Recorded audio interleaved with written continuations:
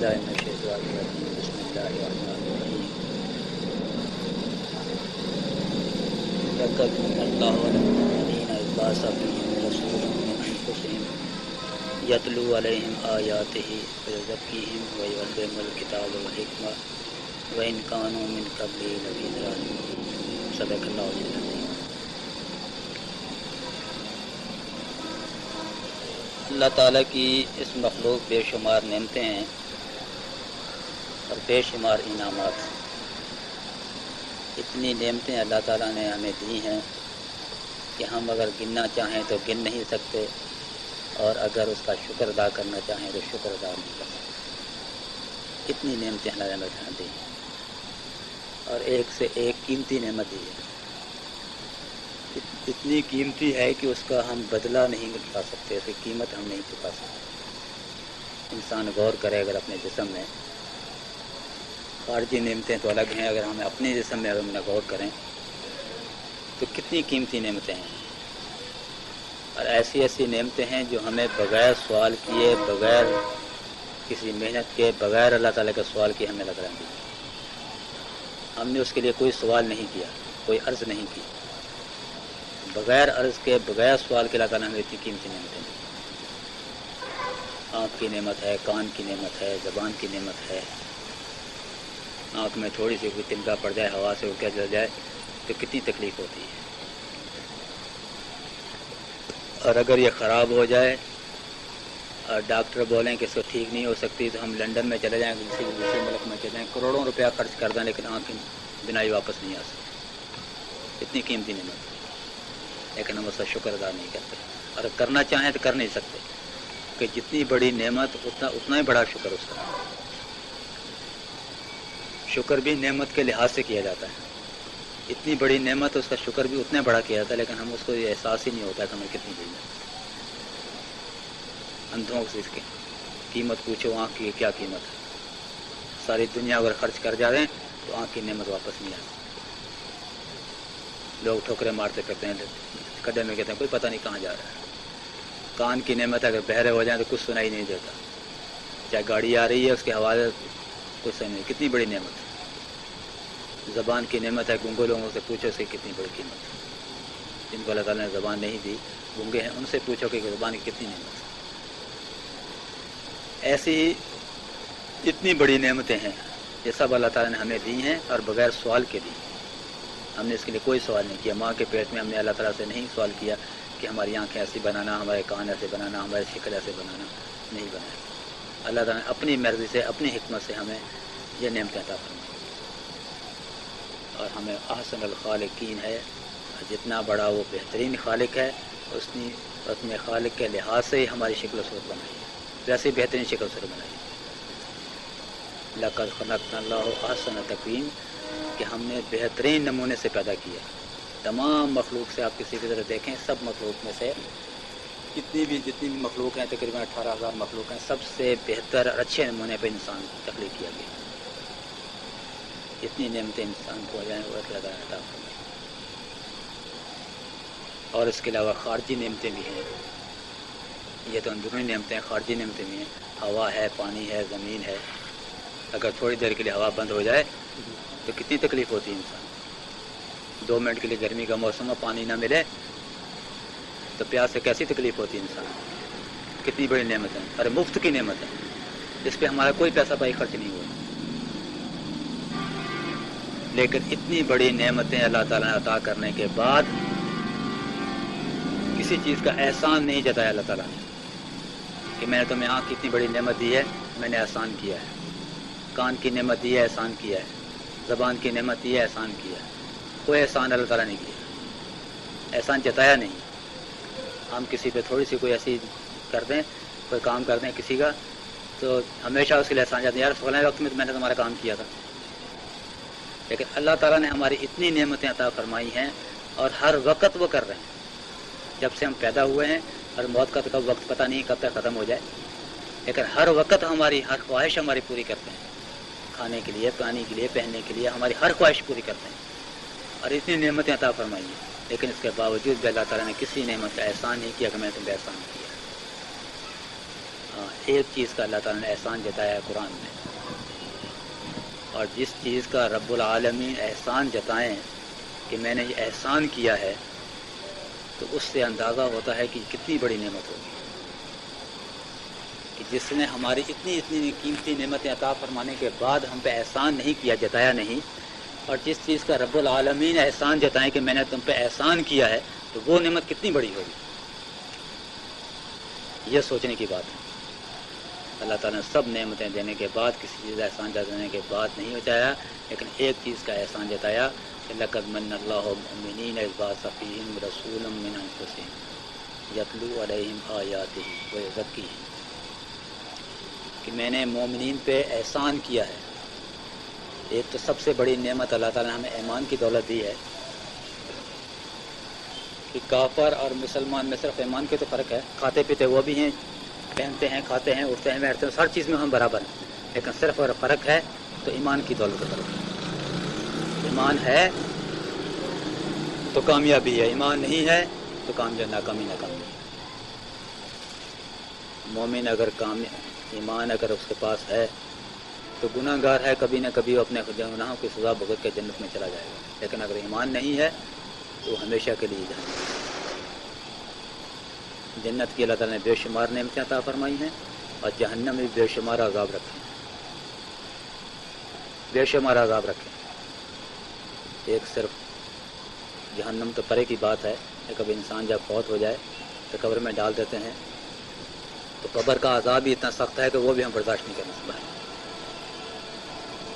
صرف ایک نماز قضا کرنے کی صورت میں اللہ تعالیٰ ایک سانپ اسے مقرر کر دیتے ہیں جس کے 99 سر ہوتے ہیں، ایک سانپ کے 99 سر ہوتے ہیں، اور ہر سر میں 99 زبانیں ہوتی ہیں، اور وہ اس کو اگر فجر کی نماز قضا کی ہے، نہیں پڑھی، چھوڑ دی ہے، تو اس کو ڈنگ مارتا رہے گا ظہر تک، اور ایک دفعہ اس کا ڈنگ مارنے سے انسان 70 گز زمین میں گھس جائے گا، اور وہ سانپ اتنا زہریلا ہے کہ اگر وہ زمین پہ تھوک مار دے تو وہ زمین کالی سیاہ ہو جائے گی، وہاں کوئی گھاس واس سب سڑ کے سوا جائے گی، پیدا نہیں ہوگا۔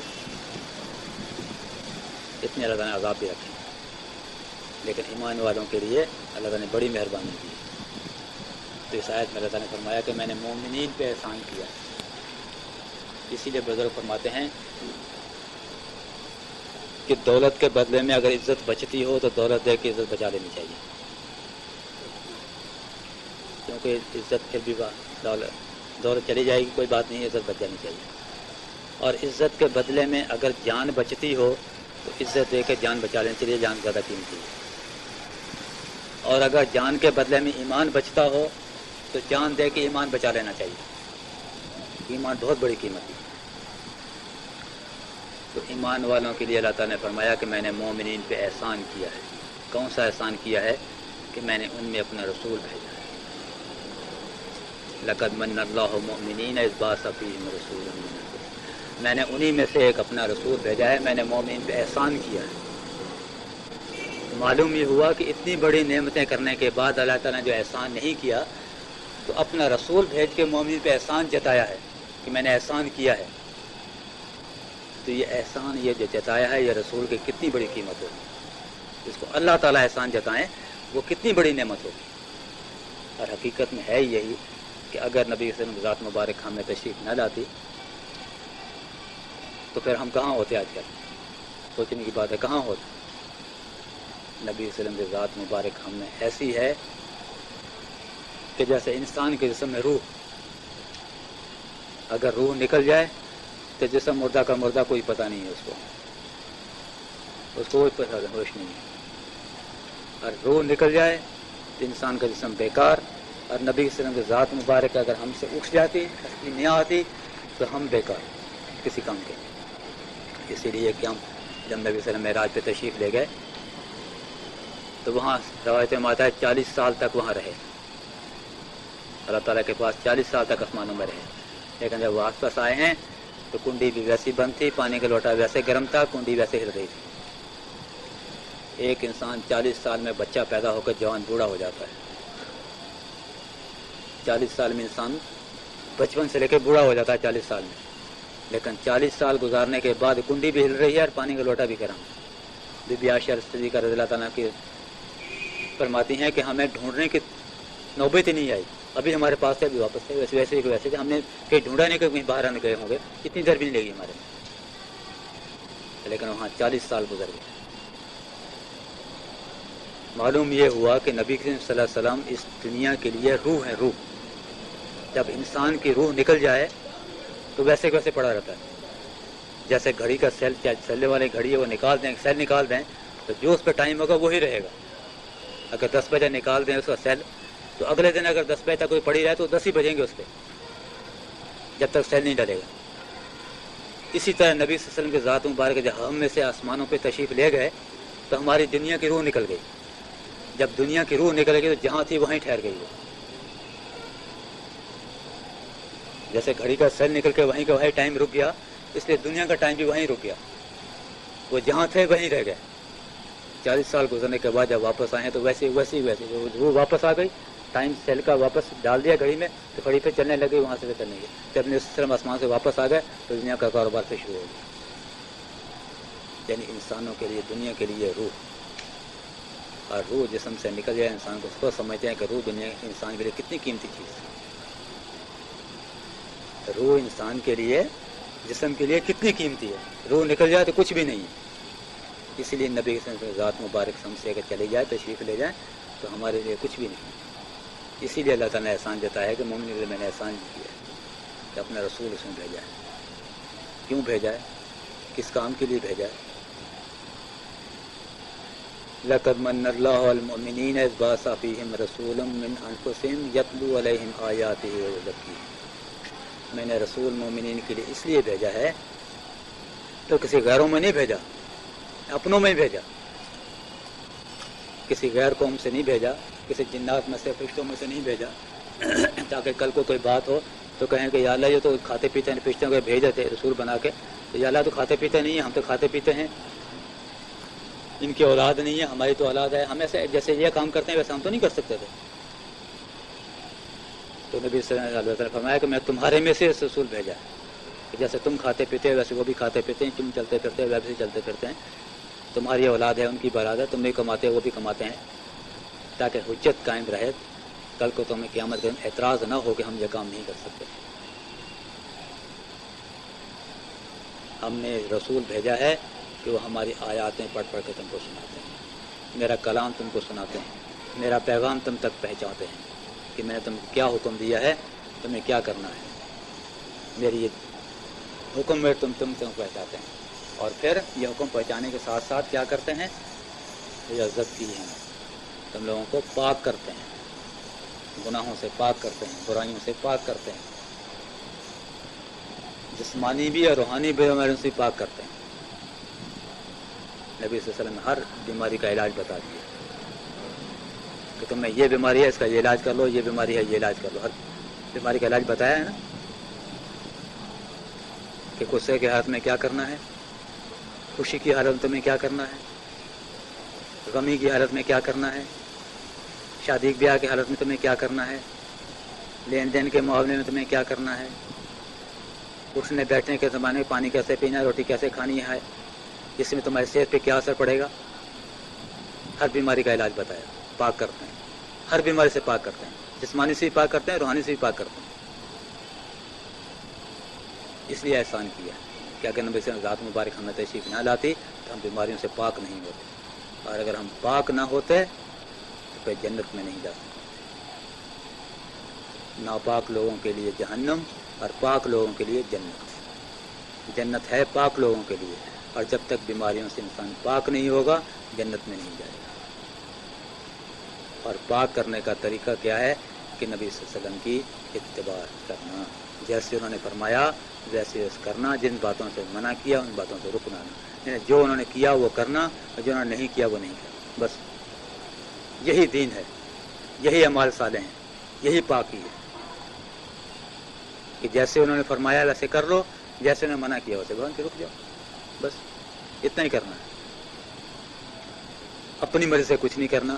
ما آتاکم الرسول فخذوہ وما نہاکم عنہ فانتہوا، جس بات کا تمہیں نبی سے اپنا رسول حکم دیں اس کو لے لو، اور جس سے وہ منع کریں اس سے رک جاؤ۔ ایک شخص نے پوچھا جی داڑھی کا مسئلہ، داڑھی قرآن میں کہاں ہے؟ آپ کہتے ہیں داڑھی رکھیں، داڑھی قرآن میں تو نہیں ہے، داڑھی کا ذکر کہیں بھی داڑھی کا ذکر نہیں۔ تو میں نے ان سے کہا کہ آپ اسے کہتے کہ تم نے قرآن پڑھا ہے، اگر نہیں پڑھا تو کسی سے پڑھنا تھا۔ قرآن میں اللہ تعالیٰ نے صاف فرمایا ہے کہ ما آتاکم الرسول فخذوہ وما نہاکم عنہ فانتہوا، جس بات کا نبی صلی اللہ علیہ وسلم میرے رسول کو حکم کریں وہ لے لو، اور جس سے منع کریں اس سے رک جاؤ۔ اور نبی صلی اللہ علیہ وسلم سے فرمایا ہے کہ داڑھی رکھو اور مجھے کٹاؤ۔ یہ قرآن میں ہے یا نہیں؟ اگر قرآن میں ہے تو پھر یہ داڑھی بھی مسئلہ بھی قرآن میں ہے۔ ایک چیز یہ، اور دوسری چیز آپ یہ فرماتی ہے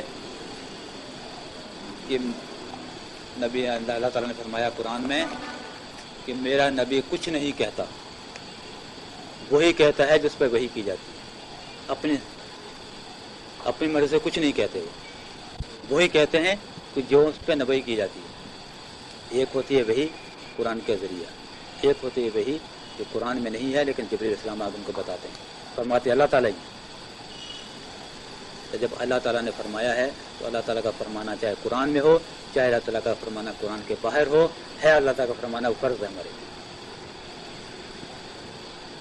وما ينطق هو ان الوحی الا وحی یوحی، ہمارے نبی کو اپنی طرف سے کچھ نہیں کہتے، وہی کہتے ہیں جو ہم ان کو حکم کرتے ہیں۔ تو دونوں چیزیں قرآن میں ہیں، اس لیے ہر چیز قرآن میں ہے، کوئی چیز قرآن سے باہر نہیں ہے۔ نبی کا ہر قدم قرآن ہے، ہر حکم قرآن ہے۔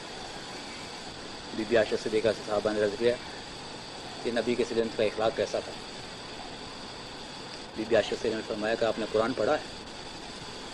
فرمایا ہاں قرآن تو پڑھا ہے۔ فرمایا تو پھر مجھ سے یہ کیوں پوچھتے ہو؟ پھر مجھ سے یہ کیوں پوچھتے ہو کہ نبی صلی اللہ علیہ وسلم کا اخلاق کیسا تھا؟ نبی صلی اللہ علیہ وسلم میں اخلاق خارج قرآن تھا، یعنی ہر چیز قرآن میں۔ تو اسی لیے ہمیں اللہ تعالیٰ نے ہمارے پہ احسان جو کیا ہے، جتایا جو ہے، معلوم ہوتا ہے کہ بہت بڑی نعمت ہے، اور حقیقت میں بڑی نعمت ہے۔ انسان سوچے کہ حقیقت میں بڑی بھی نعمت ہے، لیکن ہم اس نعمت کی قدر نہیں کرتے، صرف زبانی دعوے کرتے ہیں لیکن آپس پاس میں کچھ نہیں کرتے۔ زبانی دعوے بہت ہیں، ہم بڑی محبت ہے جی، ہمیں نبی سے بڑی محبت ہے، لیکن نبی کی سنت پہ عمل نہیں کریں گے۔ عاشق رسول بہت ہیں لیکن کام نہیں کریں گے، بات نہیں مانیں گے تمہاری، ویسے ہمیں عاشق رسول۔ باپ بیٹے کو کہے کہ بیٹا مجھے پانی تو پلانا، بیٹا کہے باپ ابا محبت تو میرے سے تم سے بہت ہے لیکن یہ پانی والا بات میرے سے نہیں ہوتی، یہ نہیں میں کرتا، اور کوئی مجھے کام کرے۔ اچھا بیٹے میرے کپڑے لا دو، ابا یہ بھی بڑا مشکل ہے، یہ نہیں ہو سکتا، اور کوئی کام کہہ دو۔ ہے میں ہے بڑی محبت آپ سے، ارے کوئی خواب کی محبت ہے، کام تو کوئی کرتا نہیں، ہے بڑی محبت۔ ایسے ہی ہمارا دعویٰ ہے کہ نبی صلی اللہ علیہ وسلم کریں بڑی محبت ہے، ہم بڑے عاشق رسول ہیں، لیکن نہ نماز پڑھیں گے، نہ روزہ رکھیں گے، نہ داڑھی رکھیں گے، نہ جھوٹ چھوڑیں گے، نہ بے ایمانی بھی کریں گے، ہر چیز کریں گے لیکن ہیں عاشق رسول۔ تو کائی کہ عاشق رسول؟ قیامت کا دن اگر نبی صلی اللہ علیہ وسلم فرما دیں حشر کے میدان میں، وہاں کوئی چیز نہیں ہوگی، کسی کی سفارش نہیں چلے گی، نفسا نفسی کا عالم ہوگا، یہاں تک کہ پیغمبر بھی کسی کی سفارش نہیں کریں گے۔ مخلوق اپنے پیغمبروں کے پاس جائے گی تو وہاں یہ کہے گی کہ ہمارا صرف اتنی سفارش کر دیں کہ ہمارا حساب کتاب ہو جائے، باقی کام تو بعد میں جائیں گے۔ اگر ہمارے اللہ تعالیٰ جہنم میں ہمارے سے چلو جہنم میں چلے جائیں گے، اس مصیبت سے جان چھوٹ گیا، لیکن وہاں بھی پیغمبر بھی کسی کی سفارش نہیں کرے گی۔ سب کوئی بولیں گے ہمارا اپنی پتہ نہیں ہمارے ساتھ کیا بنے گا، ہم اللہ تعالیٰ کے بہت جلال میں، ہم کسی کی سفارش نہیں کریں۔ اور آخر میں جب امت میں نبی صلی اللہ علیہ وسلم کو فرما تشریف لے جائے گی تو نبی صلی اللہ علیہ وسلم فرمائیں گے ہاں میں اللہ تعالیٰ سے عرض کروں گا میری امت کو، میں سفارش کروں گا۔ تو کتنے بڑے مہربانی اللہ تعالیٰ کی، جس وقت کوئی نبی کہنے کے لیے تیار نہیں ہوگا اس وقت ہمارے نبی اللہ تعالیٰ سے سفارش کریں گے، تو کتنا بڑا احسان ہے اللہ تعالیٰ کا، کتنی بڑی مہربانی ہے۔ اللہ تعالیٰ نے احسان ایسے تو نہیں جتایا۔ کوئی بادشاہ ہو، کوئی ڈی سی ہو، اگر غصے میں ہو تو چھوٹا ادری جو ہے اس کے سامنے بات نہیں کرتا، نہیں یہ بڑا غصے میں، اس وقت آفیسر بڑا غصے میں، پتہ نہیں کیا کہہ دے گا، میں تو اس سے بات نہیں کرتا۔ آفیسر تو چھوڑ کر گئے، اچھے اچھوں کی بات نہیں سنتے ہیں، تو اللہ رب العالمین کے سامنے جب اللہ تعالیٰ غصے میں ہو تو کون اس کے سامنے کھڑا ہو؟ لیکن نبی صلی اللہ علیہ وسلم کی ذات مبارک وہاں ہے کہ ہاں میں اللہ تعالیٰ سے سفارش کروں گا، وہ امت کا حساب کتاب، تو کتنا بڑا احسان اللہ تعالیٰ نے احسان ایسے تو نہیں جتایا۔ اللہ تعالیٰ نے فرمایا کہ اگر میں محبوب اگر میں آپ کو پیدا نہیں کرتا ساری مخلوق کو پیدا نہیں کرتا، احسان ایسے تو نہیں جتایا۔ کتنی بڑی ہستی، لیکن ہم کو اسی قدر نہیں، ہم ان کی عزت نہیں کرتے، ہم اس کی قدر نہیں کرتے۔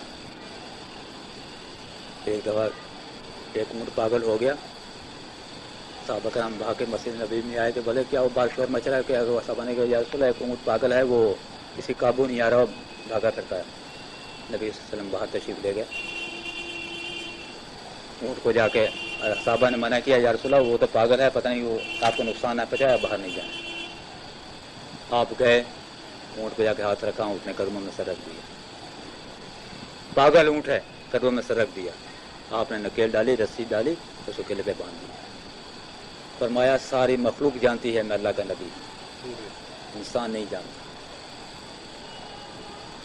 فرمایا ساری مخلوق جانتی ہے کہ میں اللہ کا رسول ہوں، اللہ کا نبی ہوں، لیکن انسان نہیں جانتا۔ جانور نبی کے سلام کی عزت کرتے ہیں، کہنا مانتے ہیں، درخت مانتے ہیں، درخت بھی سجدہ کرتے ہیں، جرند پرند ہر کہنا مانتے ہیں، لیکن نہیں مانتا تو انسان نہیں مانتا۔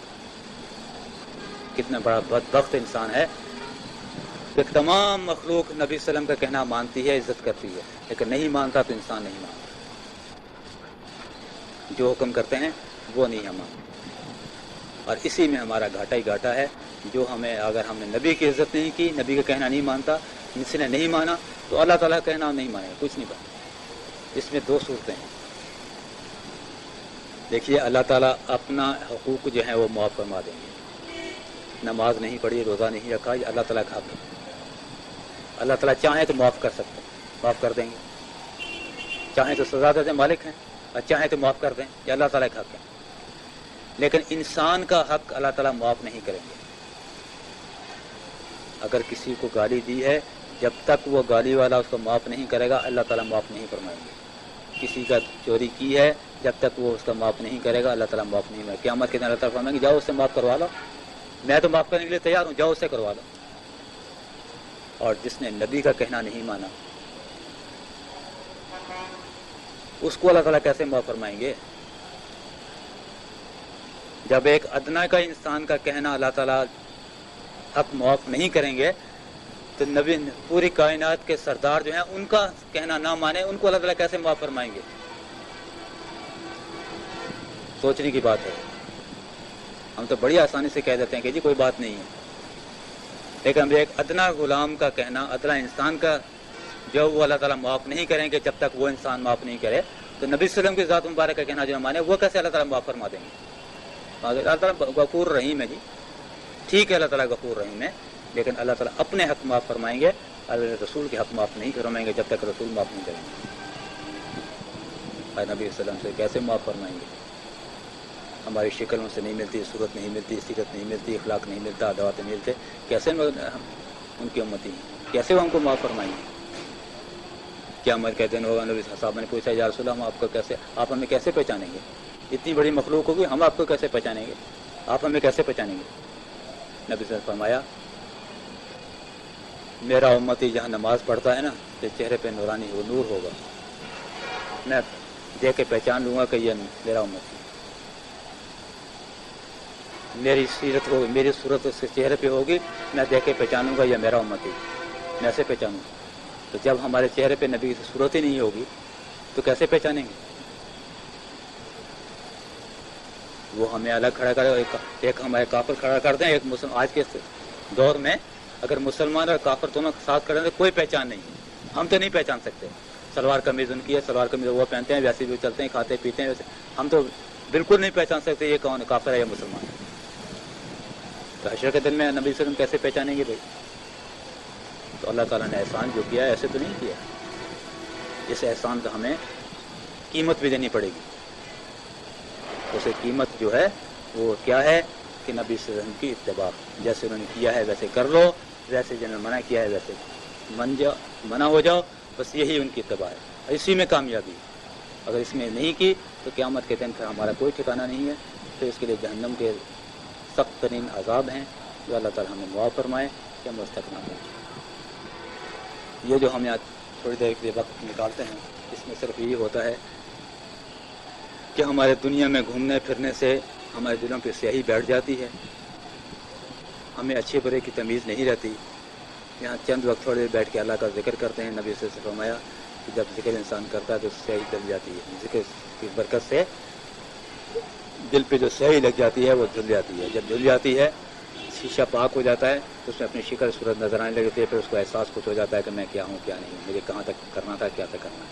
तो इसीलिए हम जहाँ जिक्र करते हैं ताकि गुनाह किए हैं वो पाक होते रहें, हमारे शीशा साफ होता रहे, ताकि हमें थोड़ी बहुत जो एहसास होता रहे कि हमें क्या करना है और क्या कर रहे हैं, उसका एहसास होता रहे।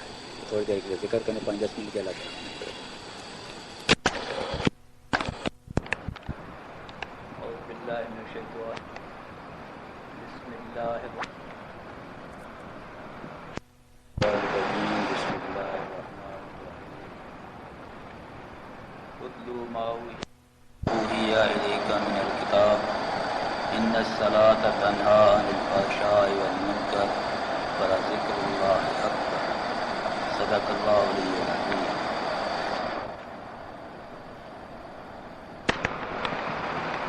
अल्लाह ताला ने इंसान को इस दुनिया में पैदा फरमाया और बेशुमार नेमतें अता फरमाई। इतनी नेमतें अता फरमाई कि ना हमें इसको गिन सकता है इंसान और ना इस पर शुमार कर सकता है। इतनी नेमतें अता तो इतनी नेमतें इंसान को अता फरमाने के बाद अल्लाह ताला, क्योंकि इंसान सबसे ज़्यादा कीमती था, जितनी भी मखलूक़ात अल्लाह ताला ने पैदा फरमाई हैं, इन सब में इंसान सबसे ज़्यादा अशरफ और सबसे ज़्यादा कीमती अल्लाह ताला की तरफ है। तो जो इंसान ज़्यादा कीमती है, जो चीज़ ज़्यादा कीमती हो, उस पर एहसानात भी ज़्यादा होते हैं, उस पर तवज्जो भी ज़्यादा की जाती है। तो इसलिए अल्लाह ताला ने इस इंसान की कामयाबी के लिए वक्तन फ़वक्तन अपने कानून, अपने आर्डर नाज़िल फरमाए ताकि इंसान इस पर अमल करे और कामयाब हो। दुनिया के कानून भी बनते हैं, लेकिन वो वक्ती होते हैं, उसमें फ़ायदा कभी नुकसान भी होता है, कभी फ़ायदा होता है। लेकिन अल्लाह ताला के कानून ऐसे हैं कि ना उसमें वक्ती नहीं होते, हमेशा के लिए होते हैं, और उसमें इंसान के लिए फ़ायदा ही फ़ायदा है। तो अल्लाह ताला ने इंसान की कामयाबी के लिए बहुत सारे तरीक़े अता फरमाए, अपने अंबिया इस्लाम को भेजा और फिर हदायत के लिए किताबें नाज़िल फरमाई और आखिर में हमारे नबी करीम सल्लल्लाहु अलैहि वसल्लम को मबूस फरमाया ताकि वह दुनिया में तशरीफ़ ले जाएँ और इंसान भटके हुए जो इंसान हैं उनको सीधा रास्ता दिखाएं। और उसके लिए हदायत के लिए अल्लाह ताला ने हमें एक किताब नाज़िल की जिसको हम कुरान पाक कहते हैं। अल्लाह ताला ने फरमाया इस कुरान पाक में कि लौ अंज़लना हाज़ल कुरान वला जबलन लरअयतहु ख़ाशिअन मुतसद्दिअन मिन ख़श्यतिल्लाह। अगर इस कुरान को हम पहाड़ों पर नाज़िल करते तो वो अल्लाह के डर से, खौफ से, अल्लाह के खौफ से, अल्लाह के डर से रिज़ा रिज़ा होगा। अल्लाह ताला ने इसमें कुरान इस आयत में जो मैंने पढ़ी है इसमें फरमाया उस्लू मा उहिया इलैका मिनल किताब, मैंने जो किताब तुम्हारी तरफ भेजी है, तुम्हारी तरफ नाज़िल की है, इसको पढ़ें। इसको पढ़ें कि इसमें क्या लिखा है और उसके मुताबिक अमल करें। खाली पढ़ें नहीं, इसको समझें, इसको पढ़ें, इसको समझें, तो इससे अमल करें कि इसमें क्या है। जब इस पर अमल करेंगे तो तुम कामयाब हो जाओगे। तो हमें यह कुरान अल्लाह ताला ने हदायत के लिए भेजा है कि इसमें हमें हदायत है कि क्या हमें करना है, क्या नहीं करना है। इस किताब में ये लिखा हुआ है कि हमें दुनिया में आकर हमें किस मकसद के लिए भेजा है, क्यों भेजा है, कि हमें क्या करना है और कैसे करना है, وہ ساری چیزیں جو ہے اس قرآن میں اللہ تعالیٰ نے کیا اس لیے فرمایا کہ اس کو پڑھو کہ اس میں میں نے کیا کہا۔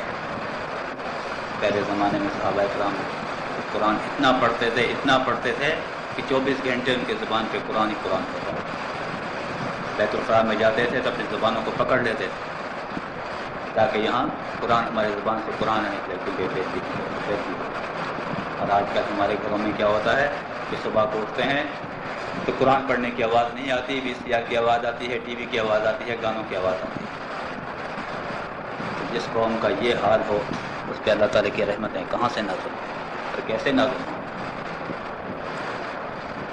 تو اللہ تعالیٰ نے فرمایا کہ اس قرآن کو پڑھیں، اس کو سمجھیں اس میں کیا لکھا ہے۔ ایک حکم تو اللہ تعالیٰ نے ہمیں یہ دیا ہے، جس گھروں میں قرآن پڑھا جاتا ہے وہ گھر جو ہیں وہ آسمان والوں کو ایسے نظر آتے ہیں جیسے ہمیں زمین سے ستارے نظر آتے ہیں، جیسے ہمیں زمین سے ستارے چمکتے ہوئے نظر آتے ہیں، آسمان والوں کو جن گھروں میں قرآن پڑھا جاتا ہے ویسے چمکتے ہوئے نظر آتے ہیں۔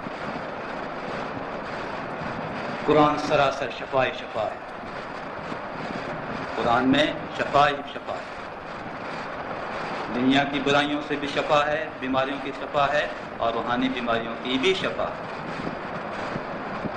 اس میں اللہ تعالیٰ نے شفا رکھی ہے، فیہ شفاء للناس، انسانوں کے جسم میں شفا ہے، روحانی بیماریوں کے لیے شفا ہے اور جسمانی بیماریوں کے لیے شفا ہے۔ ایک میں طریقہ آپ کو بتا دوں، کتنی بھی بڑی بیماری ہو آپ فجر کی سنتوں کے اور نفلوں فرضوں کے درمیان 41 دفعہ الحمد شریف پڑھیں، میم بسم اللہ ساتھ پڑھیں اور بسم اللہ کی آخری میم جو ہے وہ الحمد کے ساتھ ملا کے پڑھیں، 40 دن تک پڑھیں، انشاءاللہ شفا ہو جائے گی، اور ہمیشہ پڑھتا رہیں، شفا ہے، الحمد شریف میں شفا ہے۔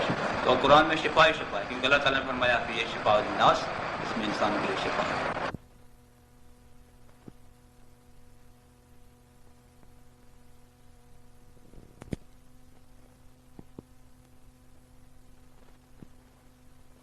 ہمیں حکم دیا ہے کہ اس قرآن کو پڑھیں اور اس کے مطابق اپنی زندگی گزاریں۔ دوسرا حکم اللہ تعالیٰ نے ہمیں یہ دیا، ان الصلاۃ تنہی عن الفحشاء والمنکر، کہ نماز جو ہے وہ تمام برائیوں سے، بڑے کاموں سے، بڑے گناہوں سے اور چھوٹے گناہوں سے روکتی ہے۔ نماز جو ہے وہ ہر برائی کے کام سے روکتی ہے۔ ان الصلاۃ تنہی عن الفحشاء والمنکر، نماز ہر بے حیائی کے کام سے اور منکرات میں سے روکتی ہے۔ اب اگر ہم اپنی زندگی پہ غور کریں کہ ہم نماز بھی پڑھتے ہیں اور 5 وقت کی الحمدللہ نماز پڑھتے ہیں، ہمارے اس مسجد میں جو تشریف رکھتے ہیں میں نے بہت سارے دیکھے الحمدللہ 5 وقت کی نماز پڑھتے ہیں، لیکن 5 وقت کی نماز پڑھنے کے بعد پھر برائی کرتے ہیں۔ دیکھیں ہم کتنی برائیاں کرتے ہیں۔ ہم نماز بھی پڑھتے ہیں، ہم داڑھی بھی ملاتے ہیں، ہم نماز بھی پڑھتے ہیں، ہم جھوٹ بھی بولتے ہیں، ہم نماز بھی پڑھتے ہیں، ہم بے ایمانی بھی کرتے ہیں، ہم نماز بھی پڑھتے ہیں، کم تولتے ہیں، ہم نماز بھی کرتے ہیں، نماز بھی پڑھتے ہیں، VCR بھی دیکھتے ہیں، ہم نماز بھی پڑھتے ہیں، ٹی وی بھی دیکھتے ہیں، ہم نماز بھی پڑھتے ہیں اور زنا بھی کرتے ہیں، چوری بھی کرتے ہیں، ڈاکے بھی ڈالتے ہیں۔ پھر ہمیں نماز، جب اللہ تعالیٰ نے فرمایا کہ نماز بے حیائی یہ برے کاموں سے روکتی ہے تو ہمیں یہ نماز کیوں نہیں روکتی؟ سوچنے کی بات یہ ہے کہ اللہ تعالیٰ کا کلام تو سچا ہے، اللہ تعالیٰ کا کلام سچا ہے۔ جب اللہ تعالیٰ نے فرمایا کہ نماز روکتی ہے بے حیائی برے کاموں سے تو پھر ہمیں کیوں نہیں روکتے ہم؟ پھر یہ نماز ہمیں کیوں نہیں روکتی؟ یہ نماز ہمیں داڑھی رکھنے پہ مجبور کیوں نہیں کرتی؟ یہ نماز ہمیں سچ بولنے پہ مجبور کیوں نہیں کرتی؟ یہ نماز ہمیں کم تولنے سے منع کرنے سے کیوں نہیں روکتی؟ آج ہم بازار میں چلے جاتے ہیں، آج دیکھیں فروٹ کا موسم ہے تو کیا کرتے ہیں؟ نمازی آدمی اوپر سے اچھا مال ہوگا اور نیچے سارے بہت کن مال بھرا ہوا ہوگا، اور پھر کیا کرتے ہیں جب گراہک آتا ہے تو پیسے اس سے پورے دیتے ہیں اور سامان ایسے بھر کے دیتے ہیں، گھر جا کے دیکھو تو آدھا خراب آدھا سچ، اور پھر نماز پڑھتے ہیں۔ کیا نماز ہم کو یہ منع نہیں کرتی کہ تم دھوکہ مسلمان سے کیوں کرتے ہو؟ جب اس سے پیسے پورے لیتے ہو تو سامان اچھا کیوں نہیں کرتے؟ کہ نماز ہمیں کیوں نہیں روکتی؟ اللہ تعالیٰ کا کلام جھوٹا ہے؟ کیا اللہ تعالیٰ نے ہمیں ایسے ہی فرما دیا کہ نماز وہی ہے تو روکتی؟ مقصد یہ ہے کہ ہم نماز پڑھتے ہیں لیکن نماز کو نماز نہیں پڑھتے، جیسی نماز پڑھنا ہے ویسی نہیں پڑھتے۔ آئے جلدی نفل وضو کیا، پتہ نہیں وہ بھی صحیح کیا یا غلط کیا، اور ادھر ادھر دے کے جاؤ چل بھی اپنے گھر چلے جاؤ۔ ایسے مسجد میں سے بھاگتے ہیں جیسے کسی نے پکڑ رکھا ہو، جیسے دروازہ کھلے اور بھاگیں، بس یہ ہوتا ہے۔ کبھی نماز ختم ہو اور ہم بھاگیں، کچھ نہیں سوچتے کہ ہم نے کیا پڑھا ہے کیسے پڑھا ہے، بس آیا رکھ ٹکاتے پورے کے بعد نماز کو نماز کیسے نہیں پڑھتے؟ اور جس نماز کو نماز کیسے نہیں پڑھتے تو وہ نماز ہمیں برائیوں سے کیسے روک ہی نہیں سکتی۔ ہاں، نماز کو نماز کر کے پڑھیں اور پھر وہ روکے گی نماز، بے شک نماز برائیوں سے روکتی، اس میں تجربے والی بات ہے کہ نماز بے حیائی برے کاموں سے روکتی، اور ہمیں نہیں روکتی اس لیے کہ ہم نماز نہیں پڑھتے۔ نبی صلی اللہ علیہ وسلم تشریف فرماتے، ایک صحابی باہر سے آیا، اس نے جلدی وضو کیا اور نماز پڑھی اور آ کے السلام کا عرض کیا۔ نبی صلی اللہ علیہ وسلم السلام کا جواب دیا، فرمایا ارجع فصلی انک لا تصلی، جاؤ واپس جاؤ اور نماز پڑھو، تو میں نماز نہیں پڑھی۔ تو پھر گیا، پھر ایسی نماز پڑھی، پھر آیا، نبی صلی اللہ علیہ وسلم پھر یہی فرمایا کہ جاؤ نماز پڑھو، تو میں نماز نہیں پڑھی۔ تیسری دفعہ جب وہ آیا اس نے فرمایا، عرض کیا یا رسول اللہ مجھے بتائیں کہ نماز میں کیسے پڑھیں۔ نبی صلی اللہ علیہ وسلم نے فرمایا کہ جب تم آؤ تو اچھی طرح سے وضو کر کے آؤ، پھر تسلی سے کھڑے ہو، اور ہر رکعت ہر نماز رکوع یا اس کا ہے، سجدہ ہے، قیام ہے، وہ تسلی سے کرو، اور جو کچھ پڑھو سوچ کے پڑھو کہ تم نے کیسے پڑھ رہا۔ ایسے نہیں کہ کھڑا ہوا الحمدللہ رکوع میں گیا، رکوع سے سیدھا سجدے میں چلا گیا، ایسے ایک سجدے سے اٹھا ہی نہیں ہے، دوسرے سے پھر چلا گیا، اور پھر کیا ہوتا ہے جیسے مرغا دانے چکتا ہے اس حساب سے نماز پڑھی، چل بھی بات وہ نماز میں برائیوں سے بے ہے اس کام کیسے روکے؟ نہیں روک سکتے۔ ہاں، نماز کو نماز کر کے پڑھیں پھر روکیں۔ اور دوسری بات یہ ہوتی ہے، کیا ہوتا ہے کہ ہم نماز پڑھتے ہیں لیکن ہمارا دھیان کہیں اور ہوتا ہے۔ عشاء کی نماز ہو رہی تھی، ایک شخص اور مولوی صاحب عشاء کی نماز پڑھا رہے تھے، تھوڑے وقت میں کو بھول گئے، جب سلام پھیری تو کچھ آدھے دو نظر پایا کہ آدھے کچھ کہنے لگا کہ 2 رکعتیں ہوئی ہیں، کسی نے کہا 4 رکعتیں ہوئی ہیں، کسی نے کہا 3 رکعتیں ہوئی ہیں، یاد کسی کو بھی نہیں کتنی، کیونکہ دھیان تو کسی کا بھی نہیں کہ کتنی رکعتیں ہوئی ہیں۔ ایک شخص نے کہنے لگا جی 2 رکعتیں ہوئی ہیں، دوسرے نے کہا کہ 2 رکعتیں کیسے ہوئی ہیں؟ آدھے لوگ کہتے ہیں کہ 4 رکعتیں ہوئی ہیں، کچھ کہتے ہیں 2 تم کہتے تم وہ سکھ سے کیسے کہہ سکتے 2 رکعتیں؟ بولا ہاں جی 2 ہی رکعتیں۔ وہ اس لیے کہ میں جب عشاء کی نماز پڑھنے کے لیے آتا ہوں، تب جب مولوی صاحب اللہ اکبر کرتے ہیں تو میں بھی اللہ اکبر کر کے اپنی دکان کا حساب شروع کر دیتا ہوں، اور جب تک مولوی صاحب 4 رکعتیں پڑھتے ہیں میں اپنے دکان کا حساب پورا کر لیتا ہوں۔ آج میں نے آدھا حساب کیا تھا تو مولوی صاحب نے سلام پھیر لیا، اس لیے 2 ہی رکعتیں کی۔ تو ہماری یہ حالت ہے کہ ہم جب نماز میں کھڑے ہوتے ہیں تو ہم کہیں دکانداری میں ہوتے ہیں، کہیں کھیتی باڑی میں ہوتے ہیں، کہیں اپنے کاروبار میں ہوتے ہیں، کہیں بچوں میں ہوتے ہیں، نماز میں نہیں ہوتے۔ اور نماز میں نہیں ہوتے تو نماز ہم کو برائیوں سے کیسے روک سکتے؟ نہیں روک سکتے۔ تو نماز کو نماز کر کے پڑھنا۔ نماز جب ہم نے دل عضو پاک، اپنے اعضاء پاک کر لیے نماز کے لیے، اپنے کپڑے پاک کر لیے، ہر چیز پاک کر کے وضو کر کے پاک صاف ہو کے اللہ کے گھر میں آئیں اور اللہ کے دربار میں کھڑے ہوں، اور پھر ہم اللہ سے سوال کریں، اور سوال بھی ایسے کریں کہ جیسے طریقہ ہمیں بتایا گیا ہے، اور پھر ہمیں سوال کر ہمارا پورا نہ ہو تو کیوں پورا نہیں ہوتا؟ ہم نماز میں کھڑے ہوتے ہیں، اللہ کے سامنے عرض کرتے ہیں، سوال کرتے ہیں، اور سوال بھی ایسے رب العالمین کے سامنے کرتے ہیں کہ اس نے ہمیں خود بلایا ہے کہ آؤ میرے گھر میں اور مجھ سے سوال کرو، میں تمہارا سوال پورا کروں۔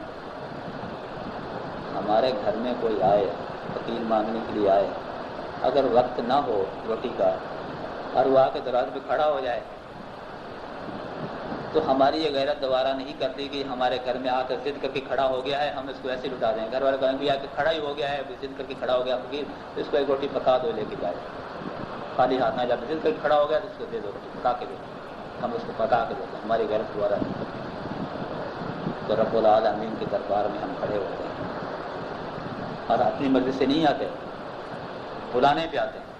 مؤذن اذان دیتا ہے، حی علی الصلاۃ حی علی الفلاح، آؤ نماز کی طرف، آؤ کامیابی کی طرف، ہمیں بلاتا ہے، اور پھر ہم پاک صاف ہو کے رب العالمین کے بلاوے پہ ہم کھڑے ہوتے ہیں، اور پھر ہم سوال کی تعریف بیان کرتے ہیں، سبحانک اللہ ساری پڑھتے ہیں، اس کے بعد الحمدللہ پڑھتے ہیں، الحمدللہ رب العالمین الرحمن الرحیم مالک یوم الدین، یہاں تک اللہ تعالیٰ کی تعریف بیان کرتے ہیں، اور اس کے بعد ہم سوال کرتے ہیں ایاک نعبد و ایاک نستعین، یہ بھی سوال کرتے ہیں۔ اس کے بعد پھر ہم اپنا سوال کرتے ہیں، کیسے کون سا سوال کرتے ہیں؟ اہدنا الصراط المستقیم، یا اللہ ہمیں سیدھا راستہ دکھائیں، ہمیں سیدھا راستہ دکھائیں، صراط الذین انعمت علیہم، ان لوگوں کا راستہ جس پہ آپ نے انعامات کیے، غیر المغضوب علیہم ولا الضالین، ان لوگوں کا راستہ مت دکھائیے جو گمراہ ہو گئے اور جن پر آپ کا غضب ہو۔ ہم یہ سوال کرتے ہیں، جب ہم اہدنا الصراط المستقیم کا سوال کرتے ہیں تو ہماری سوال پورا کیوں نہیں ہوتا؟ ہمیں صراط مستقیم کیوں نہیں ملتی؟ ہمیں سوال، مقصد یہ ہوتا ہے کہ ہم نماز نہیں پڑھتے، ہم سوال نہیں کرتے، سوال زبان سے کرتے ہیں، دل ہمارا جہاں کہیں اور ہوتا ہے۔ ہم زبان سے سوال کرتے ہیں، دل ہمارا کہیں اور ہوتا ہے، تو زبان کی کوئی قیمت نہیں۔ کسی کے سامنے آپ کھڑے ہو جائیں، اسے زبان سے کہتے ہیں دھیان ہمیں دیکھتے کسی اور کی طرف ہے، تو کسی والا کیا بدتمیز آدمی بات مجھ سے کر رہا، دھیان کسی اور کی طرف ہے۔ ہم گوارا نہیں کر سکتے کہ ہم کسی اپنے آفیسر کے سامنے کھڑے جب ہوتے ہیں تو ہم یہ نہیں چاہتے کہ ہماری نظر، ہمارا پاؤں، ہمارا ہلنا جلنا سب اس کے سامنے متوجہ ہوتا ہے، کہیں یہ ناراض نہ ہو جائے۔ ہم اس حساب نے اپنا سوال لے کے آئے ہیں، کہیں یہ ناراض نہ ہو جائے، ہمارا سوال پورا نہ ہو۔ تو رب العالمین کے سامنے ہم کھڑے ہوتے ہیں اور پھر ہمارا دھیان تو کہیں اور ہوتا ہے، ہمارا سوال کیسے پورا ہوگا؟ اس لیے نماز جب آسمان کی طرف جاتی ہے تو پرانے کپڑوں میں لپیٹ کے پھر واپس منہ پہ مار دی جاتی ہے، اللہ تعالیٰ کی کوئی قیمت نہیں، منہ پہ مار دی جاتی ہے، تو وہ نماز ہمارے سوال کیسا پورا کرے گی؟ اسی لیے ہمارا سوال پورا نہیں ہے۔ ہم نماز پڑھتے ہیں لیکن دن بدن قرآن پڑھتے ہیں، تو ہم نماز کر کے پڑھیں۔ حضرت عمر رضی اللہ تعالیٰ عنہ کے دور میں ایک شخص کسی عورت پہ عاشق ہو گیا، اس سے محبت ہو گئی، وہ جب گھر سے نکلے تو اس کے پیچھے اور جب تک گھر وہ نہیں جائے تو اس کے پیچھے گھر تک گیا تو اس لوٹ گیا۔ ایک دفعہ اس نے عورت نے اس کو بلایا گھر میں، اس نے بڑی خوشی کی بات ہے کہ میرے بلایا گیا، اپنے خاوند سے اس نے مشورہ کیا کہ ایسی کی بات ہے، میں اس کے ساتھ ایک معاملہ کرنا چاہتی ہوں، آپ اجازت دیں؟ اس نے کہا ٹھیک ہے۔ اس عورت نے اس مرد کو، لڑکے کو بلایا گھر میں، بولا میرے پاس کیوں آتے ہیں تم لوگ، میرے پیچھا کیوں کرتے ہو؟ اس نے بولا ایسی کی بات ہو گئی ہے، میرے سے آپ سے محبت ہو گئی ہے۔ اس نے بولا ٹھیک ہے بھائی، میری ایک شرط ہے، اگر وہ شرط تم پوری کر دو تو پھر اس کے بعد جو تم کہو گے میں پورا کروں گا۔ ٹھیک ہے، کیا شرط ہے؟ شرط یہ ہے کہ تم 40 دن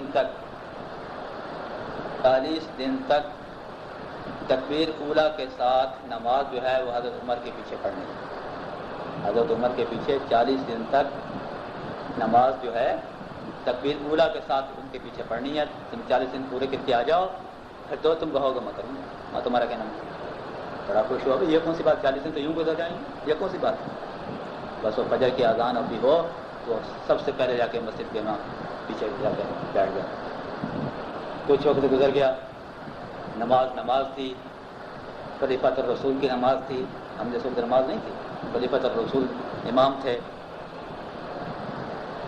تو نماز پڑھتا رہا، اور نماز جب شروع کی تو نماز تو برساں دکھاتی ہے نا، ان الصلاۃ تنہیٰ عن الفحشاء والمنکر، نماز تو برے سے بے سے روک دی۔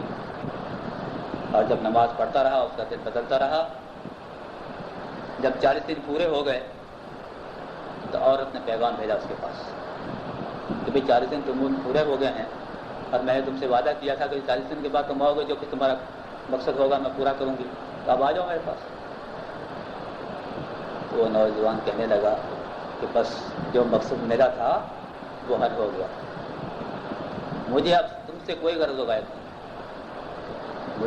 تم سے کوئی غرض و غایت نہیں، جو مقصد مجھے ملنا تھا وہ مقصد مجھے مل گیا۔ نماز نے مجھے وہ راستہ دکھا دیا جو آج تک میں نے نہیں دیکھا تھا، اب مجھے تم سے کوئی غرض و غایت نہیں، اب یہی نماز میری مقصد ہے۔ تو نماز تو ایسی قیمت ہوتی ہے، نماز تو بے شک کر رہا ہے اور نماز سے لوگوں کی اتنی شفقت ہے، اتنی محبت ہوتی ہے نماز سے، بزرگان دین کی نماز اتنی محبت ہوتی ہے حاجی امام امداد اللہ مکی رحمۃ اللہ علیہ، حضرت اشرف علی تھانوی رحمۃ اللہ علیہ کے شیخ فرماتے تھے، اشرف علی میں جب چلا جاؤں گا تو اللہ تعالیٰ مجھ سے پوچھیں گے امداد مانگ کیا مانگتا ہے؟ دیکھیے کہ ان کو بھروسہ بھی اتنا تھا کہ میں جنت میں جاؤں گا، اللہ تعالیٰ سے مجھ سے پوچھیں گے مانگ کیا مانگتا ہے، تو میں اللہ تعالیٰ عرض کروں گا میرے جیسا کوئی ہوتا، ہم جیسا کوئی ہوتا تو کہتے ہمیں یا اللہ جنت دے دیجیے، یہ دے دیجیے، وہ دے دیجیے، پورے دے دیجیے۔ تو انہوں نے کیا فرمایا؟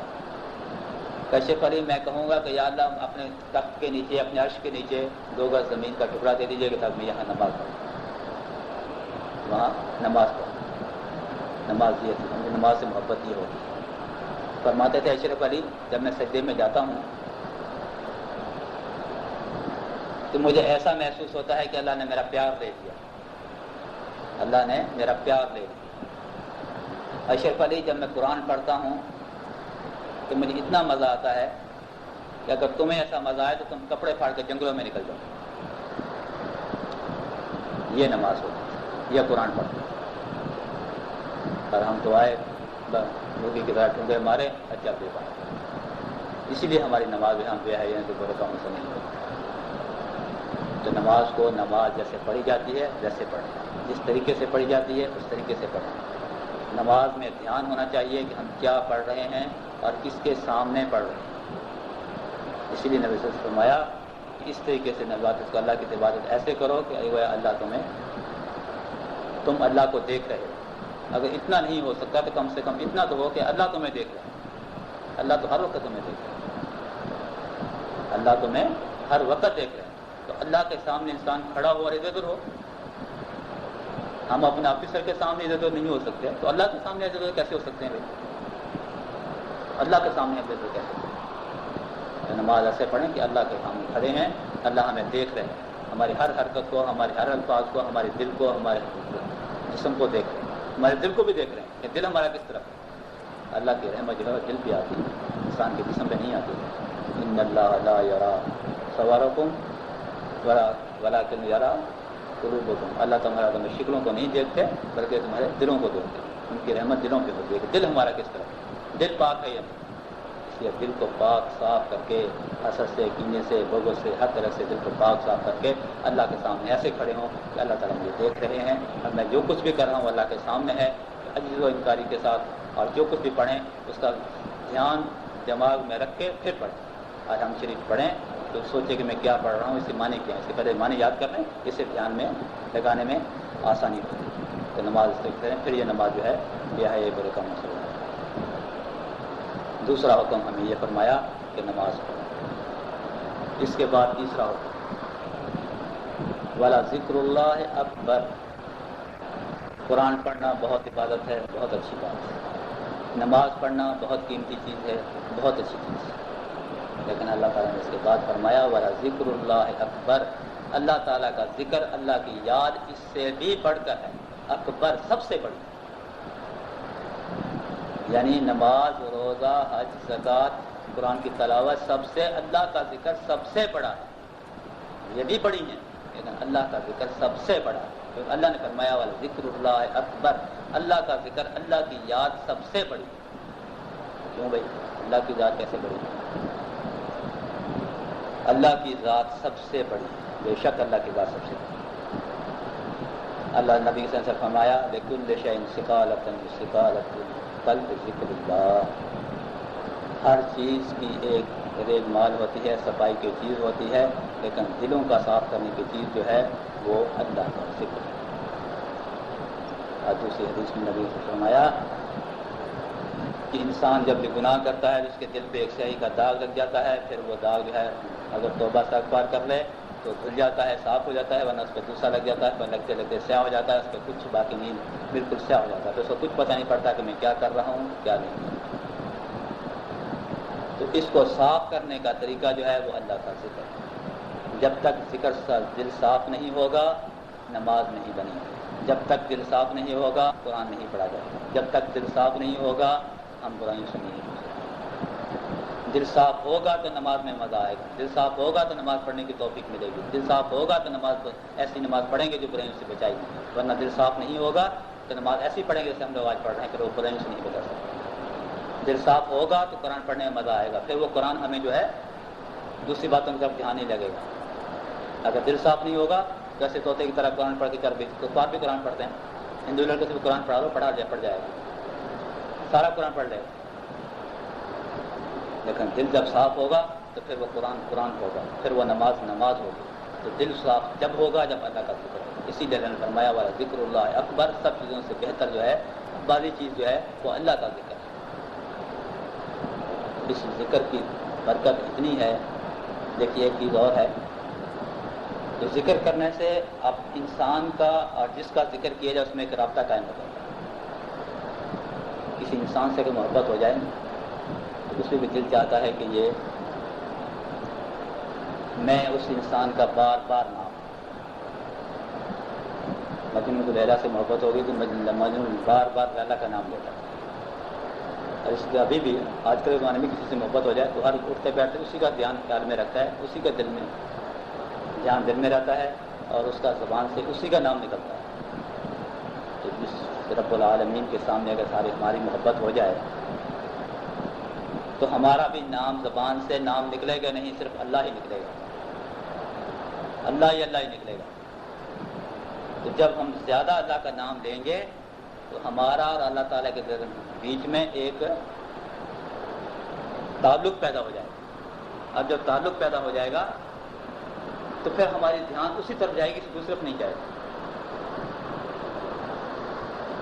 تو جب ہم کسی کا نام لیں گے تو یہ لازمی بات ہے کہ وہ بھی ہمارا نام لے گا، اس کے دل میں بھی ہماری محبت ہوگی، کچھ نہ کچھ ہوگی. اور جتنا زیادہ محبت کریں گے اتنی بھی زیادہ محبت کریں گے. جب ہم اللہ کا ذکر زیادہ کریں گے تو اللہ ہمیں ہمارا دھیان زیادہ رکھیں گے. جتنا ہم اللہ کا ذکر کریں گے اتنا ہی وہ دھیان ہمارا زیادہ رکھیں گے. اور جس کو اللہ دھیان رکھیں وہ انسان کبھی بھٹک سکتا ہے، وہ رستے سے اتر ہی نہیں سکتا، پٹری سے اتر ہی نہیں سکتا. اللہ فوراً اس کو سنبھالیں گے. تھوڑی سی بھی دل میں کوئی خیال پیدا ہوا فوراً اللہ سنبھالیں گے، تم غلط کر رہے ہیں. اسی وقت دل میں وہ پیدا ہو جاتا ہے، اللہ سنبھال لیتے ہیں کہ یہ تم غلط کر رہے ہیں. ایسی چیز نہیں ہونی چاہیے. فوراً انسان رک جاتا ہے، بالکل انسان رکتا ہے. تو یہ جو ہے اس لیے اللہ کا ذکر زیادہ کرنا چاہیے، جتنا زیادہ کرنا چاہیے تاکہ ہم 24 گھنٹے اللہ کی رحمت سے، اللہ تعالیٰ کی رحمت میں رہیں. کہ جب اللہ تعالیٰ کی رحمت میں ہم رہیں گے تو اللہ تعالیٰ ہمیں برائیوں سے بچاتے رہیں گے، بالکل بچاتے رہیں گے. اللہ تعالیٰ ہمیں دوست بنا لیں گے، اور دوست کو کبھی خراب نہیں ہونے دیتا. کبھی خراب دوست چاہتا ہے کہ ہم برائی میں جاؤں، جب پریشانی ہو میرے دوست کو پریشانی ہو، ہم کوشش کریں گے کبھی کیسے نہ ہو ہم دوست جو ہے دوست اس میں ہمیشہ برے وقت پہ کام آئے گا. انسان جب برے وقت میں جائے گا تو اللہ تعالیٰ اس کو سنبھالیں گے، تو ہمیشہ اس کو برائی کی طرف جانے ہی دیں گے. اس لیے اللہ تعالیٰ نے تیسرا حکم دیا ذکر اللہ اکبر، کہ جب ہم کسی کا ذکر کریں گے تو اللہ ہمارا ذکر کریں گے. جب ہمارا ذکر کریں گے تو پھر ہم برائیوں سے جا ہی نہیں سکتے، کسی طرف ہم نہیں جا سکتے. بٹائی صاحب سے کسی نے کہا فرمایا اس وقت اللہ تعالیٰ کیا کر رہا ہے؟ بٹائی صاحب نے کہا کہ اس وقت بٹائی کر رہے ہیں. ان کا اس طرح دھیان تھا کہ بٹائی صاحب نے کہا کہ اس وقت اللہ تعالیٰ بٹائی کر رہے ہیں. کیوں؟ تاکہ بٹائی کر رہے ہیں. ان کا مقصد اس طرف تھا کہ میں اللہ کا ذکر ہوں، اللہ کر رہا ہوں، اللہ بٹائی کر رہے ہیں. اس لیے اللہ تعالیٰ نے فرمایا کہ ذکر اللہ اکبر، اللہ کا ذکر بہت زیادہ کریں. تو دعا کریں کہ اللہ تعالیٰ ہمیں نماز پڑھنے کی، صحیح نماز پڑھنے کی توفیق عطا فرمائے، اور زیادہ ذکر کرنے کی توفیق عطا فرمائے، تاکہ ہم اپنے برائیوں سے، ہم گناہوں سے بچ جائیں، تاکہ جب قیامت کے دن اللہ تعالیٰ سامنے کھڑے ہوں تو ہم سرخروح ہو کر کھڑے ہوں، مجرموں کی طرف نہ کھڑے ہوں، بلکہ عزت والے کی طرف جیسے بادشاہ کسی کو بلاتا ہے ویسے کھڑے. دعا الحمد للہ.